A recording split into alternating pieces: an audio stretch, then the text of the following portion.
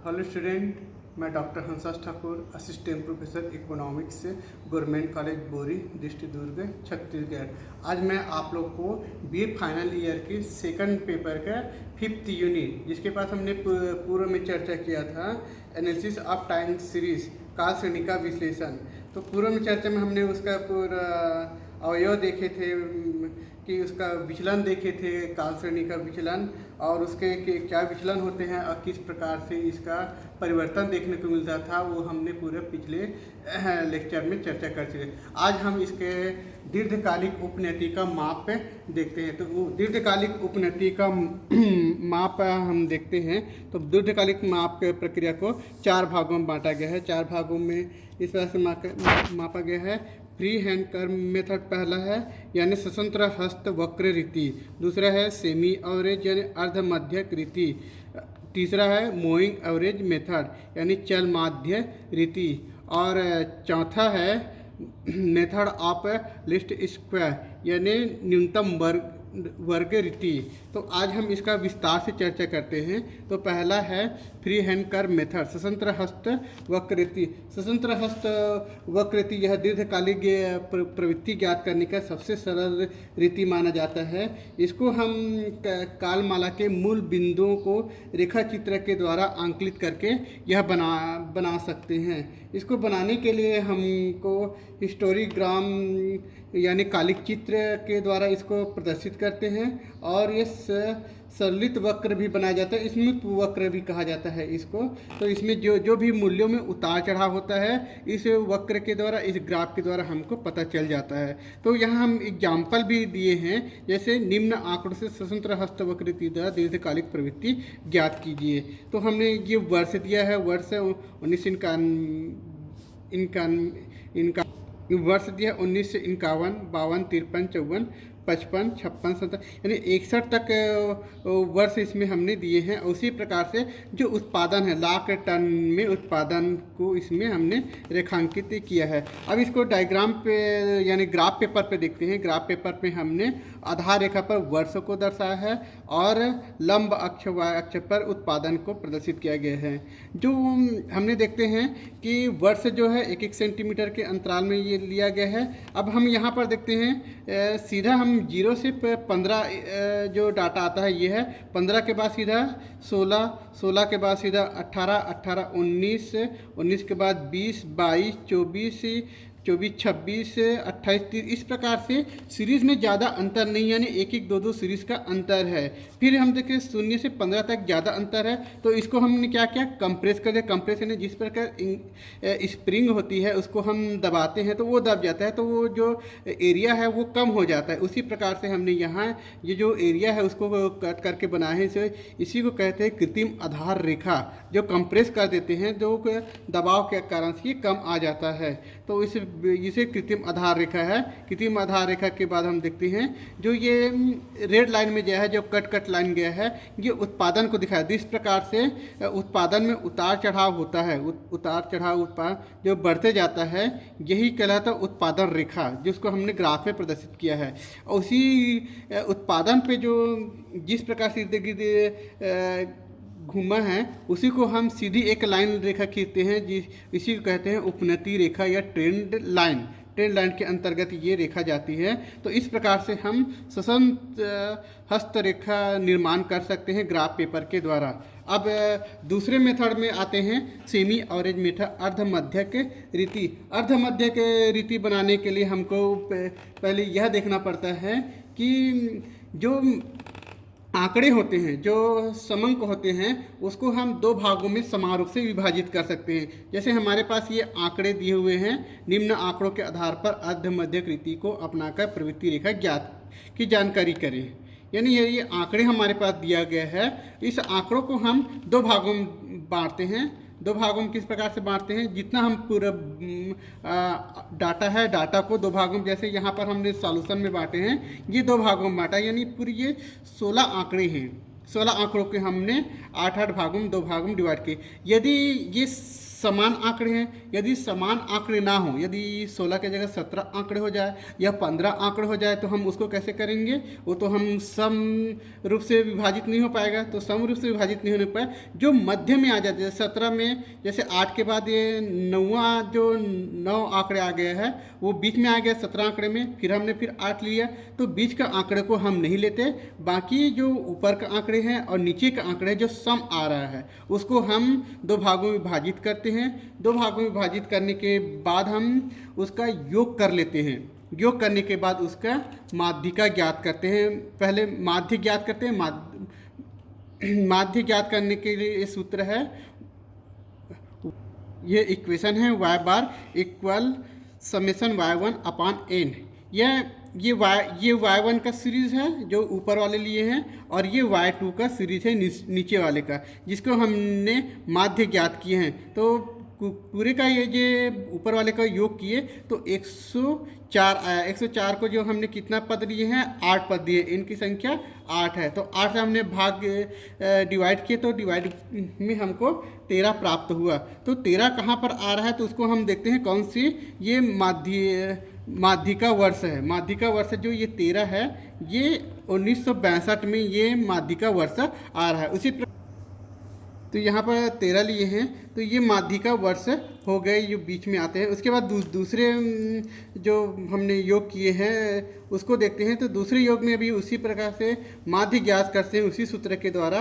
तो माध्य पूरी योग किए, योग करने के बाद हमारे पूरे जो आंकड़े आते हैं जो हमने सम विभाजित करके निकाले थे, इसको 144 आता है पूरी योग करके, और पदों की संख्या जो हमने लिए हैं 8 लिए हैं। तो इसे हम डिवाइड करते हैं तो हमारे पास 18 यानी 18 आता है। तो 18 का मान जो आ रहा है वो 1971 के ये मध्य मान में आ रहा है। तो ये हमारा माध्यिका वर्ष 1971 माध्यिका वर्ष होता है। तो इसी को हम ग्राफ के पेपर के द्वारा प्रदर्शित करते हैं कि अध्य मध्यक रीति किस प्रकार से होता है। तो हमने जो ये निर्यात का आंकड़े हैं वर्ष उसी प्रकार से लेते हैं जो आधार वर्ष में, और जो निर्यात है वो लंब अक्ष में लेते हैं। तो डायग्राम में यह देखते हैं कि डायग्राम में जो निर्यात है, निर्यात में कितना वृद्धि हुआ कितना है, ये ब्लू लाइन में गया है, ये निर्यात की स्थिति को दर्शाता है जो ऊपर नीचे होते जा रहा है, यानी एक्सपोर्ट लाइन। इसको तो उसी के इर्द गिर्द जो घूम रही है उसी के सीधी हम रेखा की कट का निशान है, ये ट्रेंड लाइन है यानी उपनति वक्र। इस प्रकार से हमको इसको ग्राफ तैयार करते हैं। ग्राफ तैयार करने के बाद हम इसको एक पैमाना मापते हैं। पैमाना मापने के बाद आधार वर्ष जो लिए हैं उसको 1 वर्ष यानी 1 सेंटीमीटर पे हमने 1 वर्ष लिए हैं, यानी हाफ सेंटीमीटर को एक आधार अक्ष पे 1 वर्ष के रूप में ये लिए हैं। फिर दूसरा हमने लिए हैं लंब अक्ष पे, इसको 5 करोड़ जो है, 5 करोड़ जो निर्यात हो रहा है उसको हम 1 सेंटीमीटर y अक्ष पे लिए हैं। और जो ये लाइन जो गया है वो निर्यात है और कट का निशान उपनति। इस प्रकार से हम इसको पैमाना मापते हैं।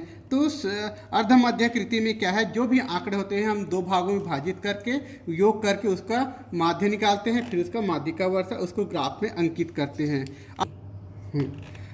अब देखते हैं कि मेथड ऑफ मूविंग एवरेज, गतिमान या चल माध्य विधि। चल माध्य विधि के अंतर्गत देखते हैं जो भी हमारे पास श्रेणी आते हैं, श्रेणी के पद मूल्य को हम क्या करते हैं, V1, V2, V3, V4 इस प्रकार से सीरीज में हम उसको अंकित कर देते हैं। और अंकित करने के बाद यदि हमको 3 वर्षीय चल माध्य निकालना है, हमारे पास 4 वर्षीय होता है, 5 वर्षीय और 7 वर्षीय चल माध्य होता है। तो चल माध्य होता है तो पहले हम उसके पद मूल्यों के बाद पे माध्य निकालते हैं। पद मूल्य के 3 वर्षीय चल माध्य हैं तो 3 वर्षीय चल माध्य को हम 3 वर्ष के जो आंकड़े होते हैं हमारे पास डाटा आता है उसको जोड़ते जाते हैं। ये 3 वर्ष के फिर उसको 3 से भाग देते हैं, ये हमारा माध्य हो जाता है। और उसी बार हम फिर हम योग करते हैं तो एक वैल्यू को हम छोड़ देते हैं, एक मूल्य जो आंकड़े होते हैं उसको छोड़ देते हैं, फिर दूसरे से स्टार्ट करते हैं और फिर चौथा इसमें अंकित कर देते हैं, 2, 3, 4,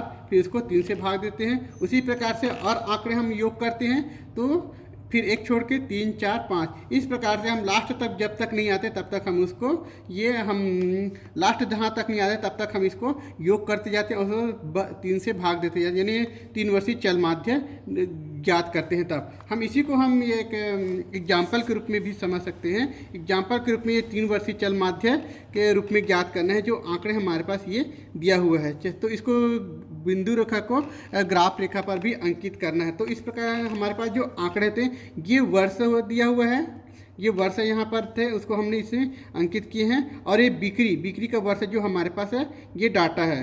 तो ये डाटा को क्या किया हमने, ये 3 वर्ष 7, 5, 7, 9 इसको योग किए, और जहाँ पर 3 वर्ष होता है इसमें ये एक कॉलम इसको छोड़ना पड़ता है और नीचे का एक कॉलम छोड़ना पड़ता है। 4 वर्ष में भी एक कॉलम, 5 वर्षीय होगा तो हमें ये 2 कॉलम में इसे छोड़ना पड़ेगा, इधर भी 2 कॉलम छोड़ना पड़ेगा, और 7 वर्षीय होगा तो 3 कॉलम यहाँ पर छोड़ना पड़ेगा। तो उसके बाद हम योग कर सकते हैं। तो यहाँ पर हमें 3 का योग किए, 3 का योग करिए 21, इसको हम 3 से भाग दिए, ये 7। इसी प्रकार से फिर यहाँ पर 3 योग किए 28, फिर 3 से भाग दिए, फिर 3 का योग किए। तो इस प्रकार से हम 3 वर्षीय योग ज्ञात किए, और 3 वर्षीय योग करने के बाद उसको 3 से भाग दिए, तो हमारा ये 3 वर्षीय चल माध्य ज्ञात हुआ। उसी को हम डायग्राम पर भी अंकित करते हैं। तो डायग्राम पर अंकित करने के बाद ओ एक्स जो आधार है उसमें वर्षों को अंकित किए हैं, और लंब अक्ष पर बिक्री या उपनति रेखा को हमने अंकित किए हैं। तो इस रेखा पर हम देखते हैं जहाँ पर ये बिक्री का वर्ष है, बिक्री का वर्ष है वो कहाँ से स्टार्ट हो रहा है, 1960 से स्टार्ट हो रहा है। तो हमने 7 से ये स्टार्ट होता है, उसी को हम ये 5 से स्टार्ट है, तो 5 से जाती हुई बिंदु रेखा जो होती है वो आंकड़ों को प्रदर्शित करता है, आंकड़ों को प्रदर्शित करके मिलाती है, जो पहले बढ़ी फिर घटी फिर बढ़ते बढ़ते फिर इस प्रकार से जाते हैं, और इसी को मिलाती हुई एक रेखा खींचिए, यह जो रेखा कहलाती है ये बिक्री का रेखा हो जाए, जो वाय अक्ष के रूप में हमने इसको प्रदर्शित किया है वाय के रूप में। और इसी प्रकार से जो इस इर्द गिर्द लाइन जो गया है वो उपनति रेखा, जो कट के रेड लाइन में कट के रेखा, जो हमने 3 वर्षीय चल माध्य निकाले, 3 वर्षीय चल माध्य निकालें। ये 3 वर्षीय चल माध्य ये 7, 9.33 इस प्रकार से ये डाटा है, से जहाँ पर डाटा जिस प्रकार से आया है उसी को बिंदु के रूप में बिंदु के मिलाते हुए कट रेखा कीजिए। यही के चल वर्षीय माध्य, इसी को हम उपनति रेखा जिसे टी के द्वारा प्रदर्शित किया गया है उपनति रेखा कहलाता है। तो पैमाना भी हम इसमें मापे हैं, ग्राफ पेपर जो आता है उसमें पैमाना भी मापते हैं। तो एक्स अक्ष पर क्या है 1 सेंटीमीटर पर 1 वर्ष लिए, और वाय अक्ष पर 1 सेंटीमीटर में 2000 इकाई जो बिक्री होता है उसको हमने अंकित किए हैं। तो इस प्रकार से हम इसको ग्राफ पेपर में भी तैयार कर सकते हैं, और 3 वर्षीय चल माध्य, 4 वर्षीय, 5 वर्षीय, 7 वर्षीय चल माध्य भी हम इसी इक्वेशन या सूत्र के द्वारा ज्ञात कर सकते हैं। अब अगला हम देखते हैं मेथड ऑफ लीस्ट स्क्वायर, यानी न्यूनतम वर्ग रीति। न्यूनतम वर्ग रीति यह क्या है, उपनति ज्ञात करने का सबसे उपयुक्त रीति माना जाता है। सबसे उपयुक्त रीति इस कारण से माना जाता है कि इस रीति में क्या है, बीज गणित पर आधारित सूत्र की सहायता से इसको रेखा बनाई जाती है, जो पद श्रेणी का दीर्घकालिक प्रवृत्ति को क्या यानी उपनति प्रकट करती है। तो इसको मापने के लिए क्या होती है, सरल रेखिका प्रवृत्ति अनुयोजन तैयार करते हैं, fitting a straight line train. तो इसके लिए के सूत्र है y = a + bx। यहाँ जो y है ये उपनति मूल्य का घोतक है, और a और b स्थिरांक अथवा चर मूल्य है, और 2, 3 सॉरी ये a और b अचर मूल्य है, और यहाँ पर x जो है वो काल का एकक का घोतक होता है। तो ये क्या है, जो अचर मूल्य है, अचर मूल्य ए जो है वो y का अनंत खंड है, जो मूल बिंदु और y अक्ष का स्थिर बिंदु का अंतर होता है, जहाँ से रेखा प्रारंभ होता है। और अचर मूल्य b प्रवृत्ति रेखा का ढलान का माप है, जो यह प्रकट करता है कि समय की 1 इकाई बढ़ने या घटने पर रेखा कितना ऊपर और कितना नीचे की ओर ये जाता है। तो इस प्रकार से ये प्रदर्शित करता है। तो यहाँ पर हम न्यूनतम वर्ग आधार की मान्यता के आधार पर जो अचर मूल्य है ए बी सी के, तो मूल्य के निर्धारित करने के आधार पर हम यहाँ पर देखते हैं। तो रेखीय समीकरण में ए और बी के मूल्य को इस प्रकार से होना चाहिए, जिस प्रकार से हमने ये 2 सूत्र लिए हैं, summation y = NA + B summation x, और दूसरा जो इक्वेशन है summation XY = A summation x + B summation x x वर्ग। तो इस प्रकार की यह समीकरण जो होता है वो ए बी के मूल्य ज्ञात करने के लिए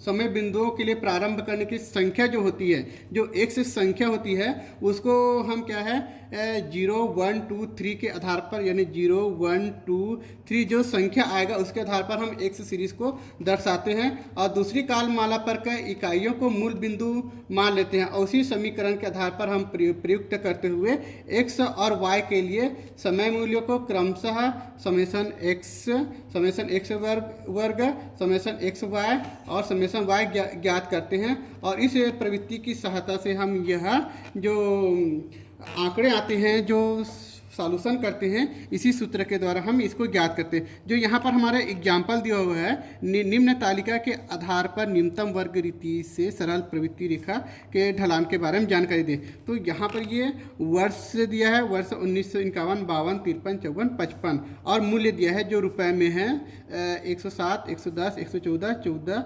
115। इस प्रकार से ये उपयुक्त को क्या है ग्राफ पेपर भी अंकित करना है।